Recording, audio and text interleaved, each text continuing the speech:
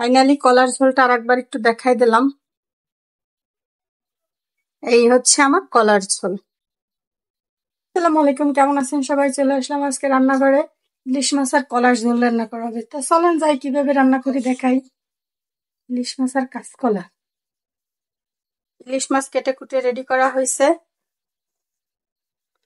আর হলো কলাকে হালকা সিদ্ধ করে নেছে, সিদ্ধ করে পানি ফেলে দিছে যাতে কলার ঝোলটা কালো না হয়, কষটা ফেলে দিছে আর কি।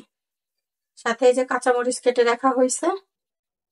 এই যে চুলায় এই পেঁয়াজ মরিচ দিয়ে দিল, গরম তেলের উপরে পেঁয়াজ মরিচ দিয়ে দিছে।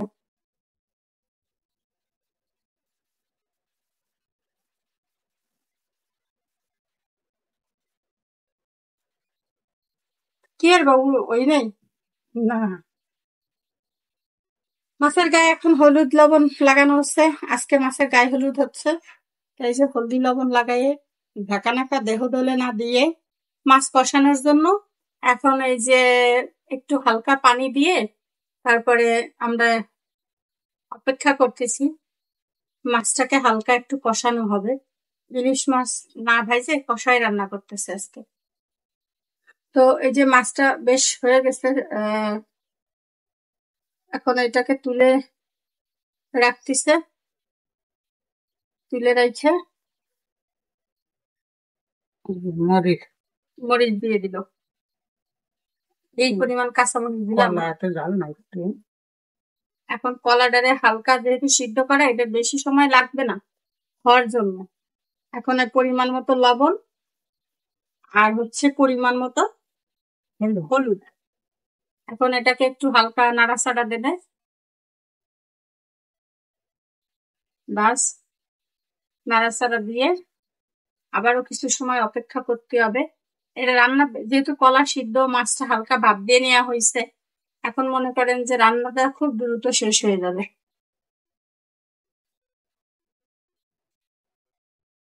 বাজে রাখলে তো আমি এক পিস খাইতে পারতাম, সিদ্ধ করে থুইছে আর আমার খাওয়া হলো না।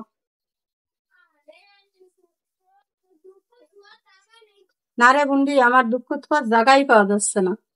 এই যে পেঁয়াজ রেখে দিছে, এটাকে বেটে মশলা করা হবে। এটার সাথে কিছুটা জিরে দেওয়া হবে। কলা হওয়া পর্যন্ত আমরা আর একটু কষানোর জন্য অপেক্ষা করতেছি। কষানো হইলে তার মধ্যে ঝোলের পানি আর মাছ দিব। এখন এই যে মশলাটারে বেটে নিয়ে আসছে। আসলে পাটায় বেটে রান্না করার মজাই আলাদা।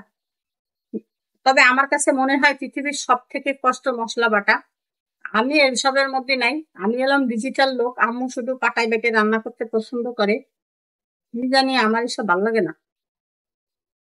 এই যে বিলিন্ডার, আমি রান্না করার সময় বিলিন্ডারে বাইটে নিই, ঝামেলা শেষ।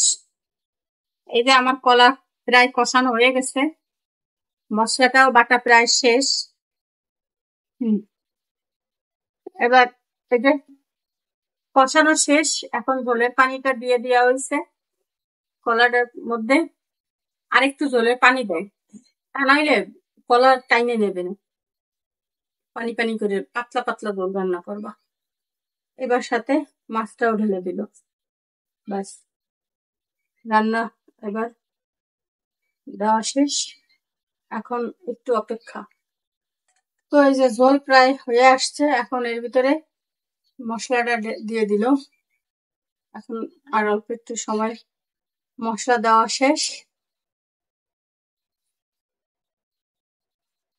আমার আম্মু রান্না করতে যাইয়ে ঘেমে টেমে অস্থির হয়ে গেছে। এই হলো আম্মুর চেহারার অবস্থা। এই যে কলার ঝোল রান্না প্রায় হয়ে গেল।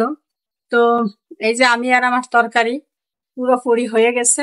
সবাই ভালো থাকেন, সুস্থ থাকেন। আল্লাহ হাফেজ, আসসালামু আলাইকুম। গরমে রান্নাঘরে টিকে থাকা বড়ই দুষ্কর।